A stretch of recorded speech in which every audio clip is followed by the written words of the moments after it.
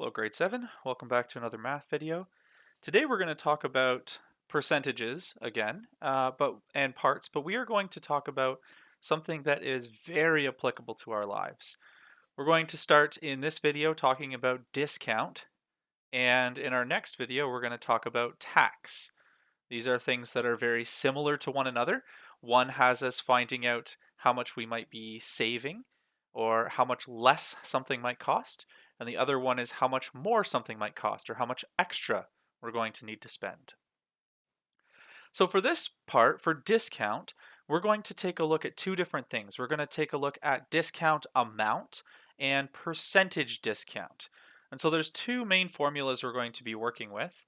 One is that to figure out discount, that is how much we're saving, we want to be able to take the marked price or the original price of something and subtract how much it's selling for, the selling price. For example, if you go to a store and you are going to buy a shirt, the shirt is regular $30. That's the marked price. And now you can get it for $25. Then that means that $30, the marked price, minus the selling price of $25 gives you a discount of $5. The other formula that we're going to be working with is percentage discount.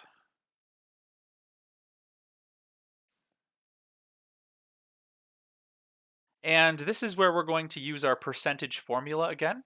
And we've talked about how to figure out percent. We do part divided by whole times 100. In this case, our part is discount, and our whole is the marked or original price. And then when we take that decimal and times it by 100%, we get our percentage discount. Let's take a look at a couple of examples and let's try to do this in a practical way to see how this might work. So if you're following along, I sent some pictures or put some pictures up about example 15, 16, and 17. We're going to walk through those three examples here to be able to see how we can put some of these formulas into practice. Example 15 says, during a sale, a necklace was sold for $2,380. $2,380. That's how much it was sold for. So we're going to say that is what we call the selling price. And if the marked price or the original price of the necklace was $3,400, that's the marked price, find the percentage discount. Okay, so we're going to have to do some things here. We must be buying some pretty expensive necklaces here, but let's take a look using these numbers. We know the marked price, we know the selling price, but we need to figure out percentage discount. To figure out percentage discount, I need discount and marked price. So first of all, I'm figuring out percentage discount. I'm just going to put PD there. I know my marked price. That's already $3,400. But I don't know my discount yet.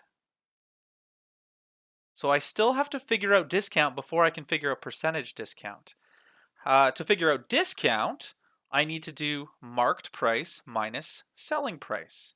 Okay, well I know marked price, I know selling price, so I just subtract the two. So 3,400 minus $2,380 means that the discount, or the amount that I'm saving here, is $1,020. That's how much I saved.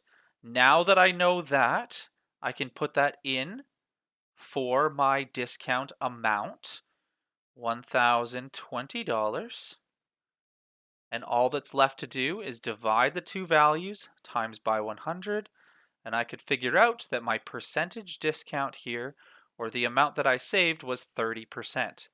What that means is that if the price was originally $3,400, it's a sale that's 30% off. I'm going to be saving $1,020 and only have to pay $2,380. $380. Let's take a look at another example. If you're following along, this is example 16 from our questions. It says the marked price of a jacket is $260. Okay, so I know the marked price. That's $260. It is sold at a 20% discount. So the percentage discount is 20%. We have to figure out two things here. One, what's its discount? That's as an amount. And then two, we need to figure out its selling price. So we have a couple of things, a couple of pieces of information here. This one is going to involve us having to rearrange some things though. So we need to figure out the part. And there is two ways that we could do this when we are figuring out the actual discount amount, how much we're saving. There's two ways to figure out the selling price. For the discount, what we need to do is we need to figure out the part. And so we go back to our regular formula to how to figure out part. And if you forget what that is that part equals the whole times the percent, and that's divided by 100. So the percent as a decimal. So to figure out the part, which in this case is the discount, remember that's what part stands for, we take the whole amount, $260, we times it by the 20% discount, but we need that as a decimal, so 20 divided by 100 is 0.2. And that would mean that my discount is $52. In other words, if something costs $260 and it's 20% off, that means I'm saving $52. Okay, now we need to figure out the selling price. So that was kind of, we can think about that as part A. Part B is figuring out the selling price. And this one's a little bit tricky, or there's two methods to figure out this one. Probably the easiest one with the information that we have is that the selling price, if I have to figure out that amount, well, that is just equal to whatever the marked price was minus the discount. So if you go to a store and you want to figure out how much you have to pay for something, it's regular $30 and you're saving $5, you just take the $30 minus the $5 to get whatever you have to pay, which in that case would be $25. Here, in this case, the selling price is what we need to figure out. The marked price, so I'm going to say SP for selling price. The marked price was $260. And the discount we were just able to figure out is $52. So if I were to subtract those two, I could figure out that the selling price is $208. This we can kind of think of as method one. There is a method two for figuring this out if we don't have a discount amount, if we just have a discount percent. This is a little bit trickier, but basically what we're going to do is that, remember that the selling price is a part, just like the discount is a part. But the selling price is not 20% of the marked price. The discount is 20% of the marked price. So how can we figure out the selling price as a part? What percentage do I need to use? I can't use 20%. 20% is how much we saved. If we ever want to figure out how much we actually have to spend, we just have to figure out how much percentage is left from the 100%. So if I have 100% and I subtract whatever my percentage discount was, in this case 20%, then that means that my selling price is 80% of the marked price. In other words, I'm only paying 80% of what it originally would have cost. Well, now I can use the same formula as I did in part A, but now our part is not referring to the discount. it's going to refer to the selling price. And my percentage is not going to be 20 anymore, it's going to be 80. So now I can say, once again, part equals whole times percent divided by 100. But this time my part is my selling price, which equals $260 times 80% times 100 is 0.8. And you would get here that the selling price is $208, which matches with this method here. Both of these would work. This is a really good method when you know the original price and the discount amount. This is a good way to use when you know the original price and the discount percent. And so 2 different ways to solve the question based on what information you might already have. Let's take a look at one last question here. This question, if you're following along, is example 17. It says a handbag is sold at $215. So that's what it was sold at. So that's our selling price. And it says after a 14% discount. 14%. So that is my discount percent. Again, this question asks us to solve 2 different things. The first part of it asks us to find the marked price or the original price of the bag. Okay, so we need to figure out the original price of the bag, and we have the selling price and the discount percent. We're going to take our information from the last question in order to solve this particular question. And so if you remember, last question we had a formula where we had selling price,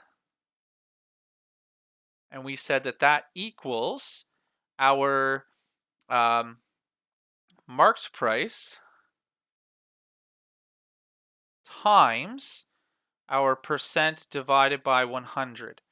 But remember now that's not the discount percent when we're doing selling price.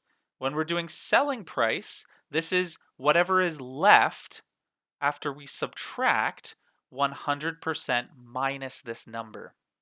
So this, if we used 14%, that would give us the discount. If we used, now in this case, we do 100% minus 14%, would give us 86% left. If I use 86%, then that would give me the selling price. So discount percent gives us discount.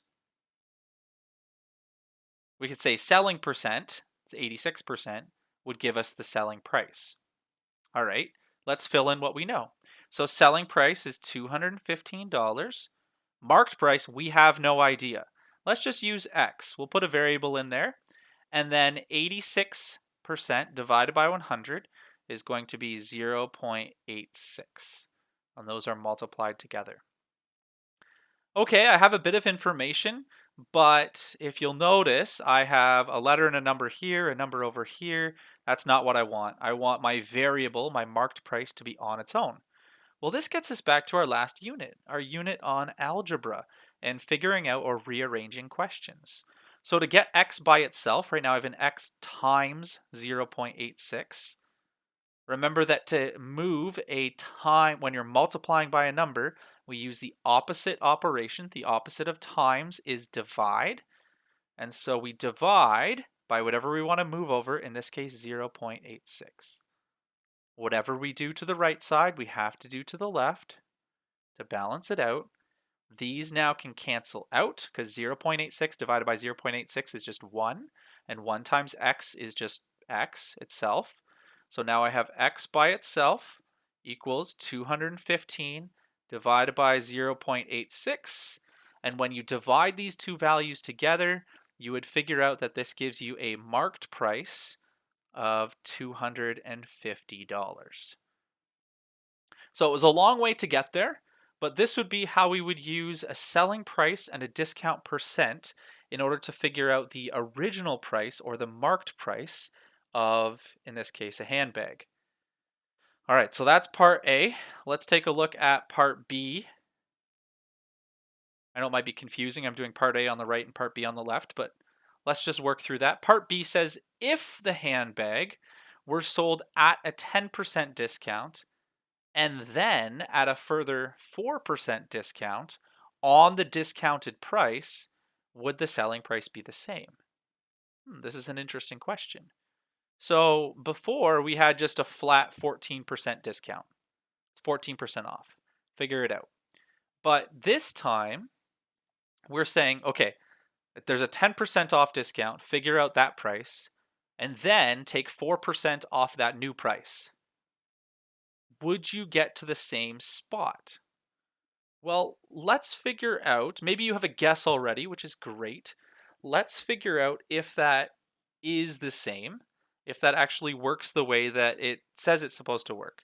We already know what the discount is if it's just a flat 14%. So we don't have to figure that one out again. What we need to figure out is what would the discount be if we did 10% off and then did 4% off of that. So once again, we're going to be using some of the same formulas here. We know now what the original price is though. That's kind of nice and handy for us. So we're going to use the same formula. Selling price equals marked price times percent divided by 100. So first time around, the selling price is going to be the $250. That's what we figured out our marked price was in part A. Times, we're going to start off with 10%. 10% divided by 100 is 0.1. But if you remember from before, it's not 0.1 we're using. If we have 10% off, then that means we're paying 90% of the price. It's the 90% we want to use. So 90% divided by 100 is 0.9. And when we multiply those two together, we figure out that this selling price is going to be $225. But we're not done yet, because now we have to take 4% off of this price. So now this becomes our new marked price, our new original price that we're working with. And now we have to take that amount. So our new selling price is going to be the marked price of $225 times, now we have 4%. Now, although we have 4%, we're actually using what's left, which is 96%. So times 96 divided by 100, which is 0.96. You just move the decimal 2 spots over, which would give us a new selling price of $216. So did it make a difference? Well, when we took 14% off right away, it was $215. When we took 10% and then 4% off, then it was $216. So it did make a difference. The reason for that is because when we took the extra 4% off, we took it off of a smaller amount, and so there was less that was taken off when we did that. And so that's why we end up with a different value when we take it off in stages as opposed to when we just take it all at the same time. So hopefully that gives you a little bit of extra information on discount and sale price as we work through this particular math.